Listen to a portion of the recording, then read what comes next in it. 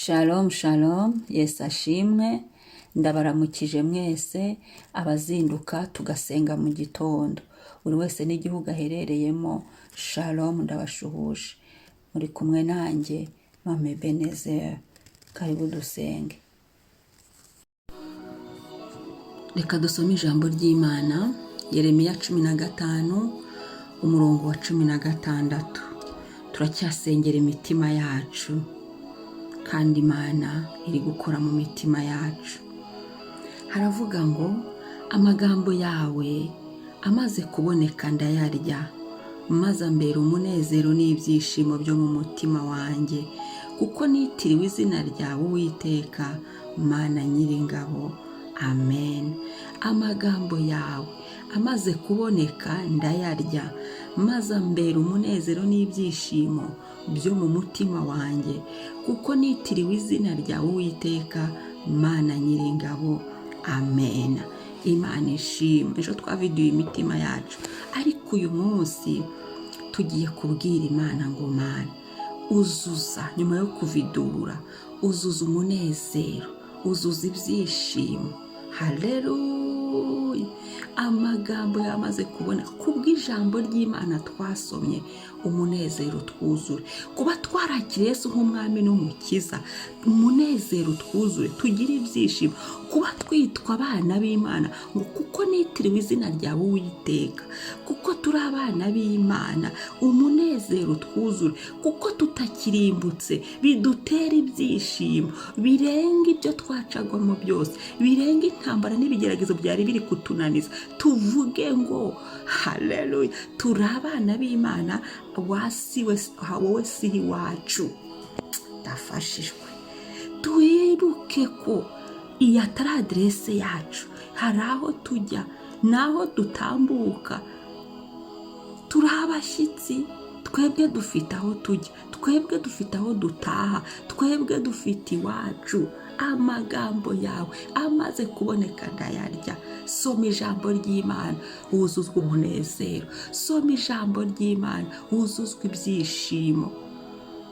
Haleluya, haleluya. Hari ibyishimo isi bitaga itanga, ariko ibyo birashira. Hari umunezero abantu bavuga ngo ni umunezero, ariko uw'abanyesi urashira. Hari umunezero uva ku kumenya Kristo. Hari umunezero uyo uhuye na Yesu. Iyo wakiriye Yesu, iyo wongeye kuvugurura amasezerano yawe na Kristo, iyo wongeye kumugarukira, ndagukunda Mana, ndagushimiye. Umunezero w'agakiza, ibyishimo byo mu gakiza, byo mu mitima yacu hakuzuramo ibyishimo. Ni ibyishimo bidaterwa n'uko twize amashuri tukayarangiza, aho ibyo byo birashira.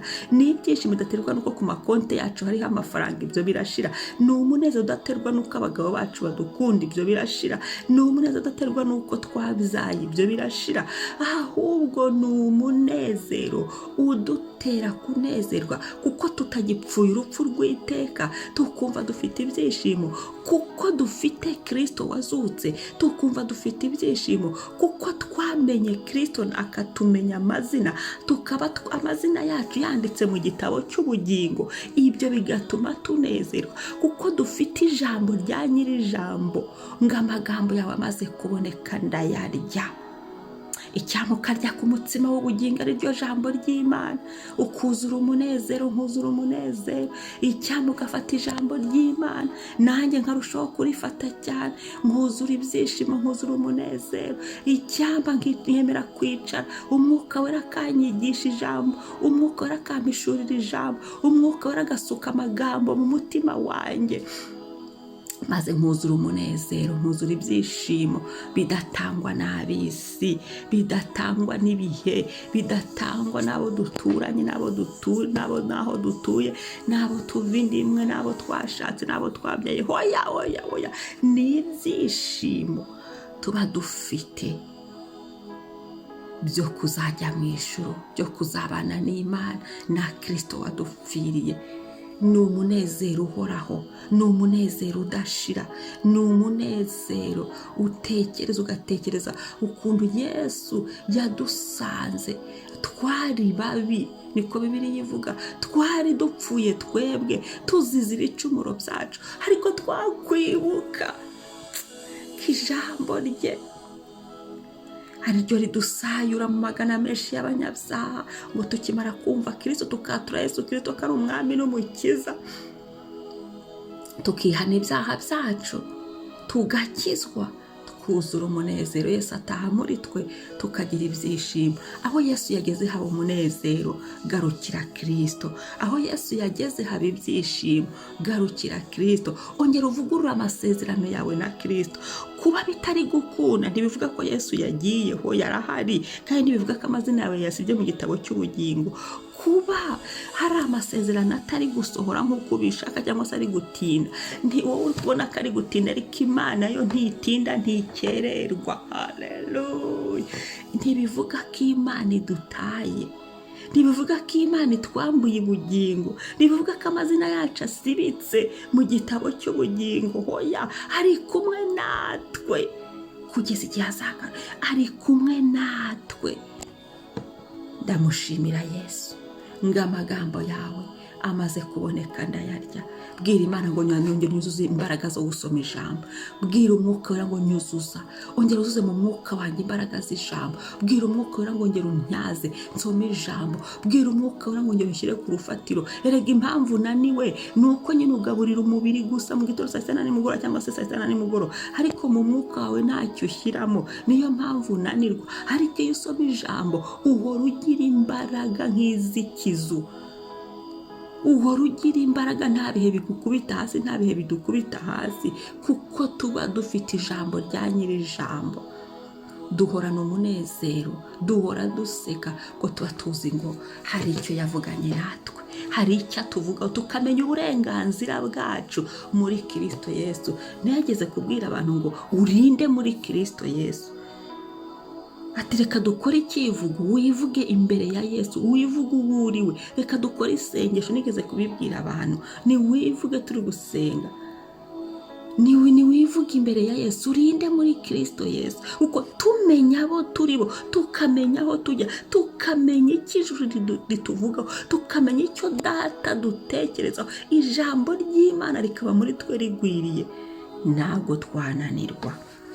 Reka dusenge tubwire Umwuka Wera w'Imana ngo ijambo ryawe turisome, turyumve, turisobanukirwe, kandi umunezero urushaho kutwuzura, ibyishimo birushaho gusaba imitima yacu. Ibi byishimo birenga agahinda ko kagenda mu buzima bwacu. Ibi byishimo birenga ibyo twaciyemo, birenga ibyo twabayemo. Ibi byishimo birakuzura ukumva ufite umunezero. Haleluya! Umwuka Wera akaba ari kumwe nawe hafi aho. Nibwo ujya kumva umuntu hayuzuye Umwuka Wera agaseka. Hari umugabo narinzi wuzura Umwuka Wera agaseka, akanezererwa Imana. Haleluya! kuko twitiriwe izina ryawe Mwana. Kuba uri uwa Yesu bigutere kunezerwa. Kuba Yesu yarakumenya akaguha agakiza bituma ubyina izamazamuka, wuzura umunezero ntushira.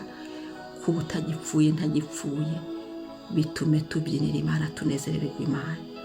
Reka dusenge. Nta gihe kidutera ubwoba, nta gihe kidusubiza mu gahinda twaraye mu gitondo twakaviduye cyashize, nta gihe kitunaniza, ahubwo dutumbire Kristo. Haleluya! Dutumbire Umwami we wadupfiriye, dutumbire Data wa twese we watubyaye. Zaburi ya 2:7 ngo kuva uyu munsi ndakubyaye. Haleluya! ngo kuko winitiriwe izina ryawe Uwiteka. Imana yaraturemye duha ishusho yayo, turabiye Imana. Yesu ari muri twe, twatinya nde? Niki cyaduhinze umushyitsi?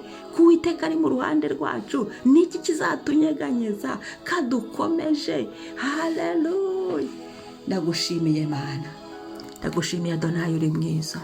Turacyazana imitima yacu Mwami, turisengera gusoma ijambo, kandi ijambo ryawe turibike mu mitima yacu.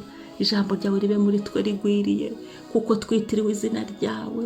Twe kugira agakiza ko ku munwa aho ndikabaho, agakiza katazi ikijuru rituvugaho ndikabaho, agakiza katagira ibyishimo hoya, agakiza k'umubabaro hoya, hoya hoya hoya hoya. Ahubwo Yesu yarapfuye ngo turuhuke, tugire umunezero, tugire ibyishimo, tugire amahoro. Haleluya. Tugubwe neza mu gakiza, tugubwe neza mu rugendo rw'ubuzima, tugubwe neza mu rugendo rw'agakiza. Turagushimiye Mana, turaguhimbaje Mwana, niwubahwe niwamamare, icyubahiro n'ikuzo bibi byawe. Ndasenze ngo turusheho gusoma ijambo, ndasenze ngo urucanege rwo kudasoma ijambo rushye rukongoke.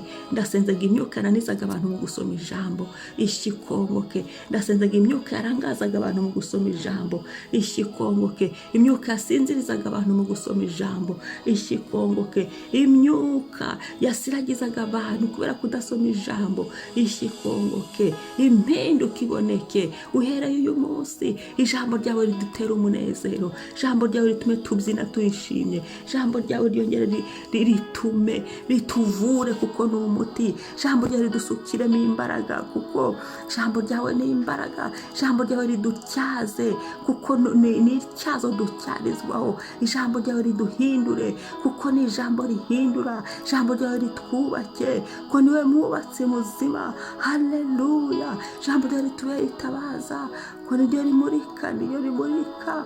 Haleluya. Ijambo ryawe Mwana, ndagushimiye kuri nkuru, ndagushimiye kuri umwami, ndagushimiye ko ushobora byose kandi nta kibasha kurogoya imigambi yawe. Urakoze Kristo. Twakiriye gusoma ijambo, twakiriye kuryumva, twakiriye kurihishukirwa, twakiriye umunezero uturuka mu ijambo. Kandi ijambo ryawe ribe mu mitima yacu, turisengeremo, turihagararemo, turivugiremo, turisubirishe, turikoreshe. Ibyo bizatuma dukiranuka kandi tugwiza umunezero n'ibyishimo byo mu gakiza. Urakoze Mwami, warakoze kuduha izina rye tukakwitirirwa. Turabawe, turabawe, turabawe Mwami, turabawe Mwami. Nta wundi dufite uburenganzira. Reka ijambo ryawe turimenye, turihishukirwe, tubidutera umunezero, bitume tuvuza impundu uko twamenye ijambo rya nyir'ijambo, icyo atuvugaho, ko twasobanukiwe neza icyo data dushakaho, ko twamenye neza icyo data yasezeranye kuri twe. Haleluya. Urakoze gitare cyacu, urakoze Elishadayi ni wowe, urakoze wa munyamaboko we, urakoze Mana ikomeye, urakoze Mana yera, urakoze Mana y'ubuntu none n'iteka ryose. Amen, amen. Reka nkubwire ngo wibuke ukoreshe ya usangize n'abandi, kandi niba uri mushyashya ukore subscribe. Shalom, umunsi mwiza.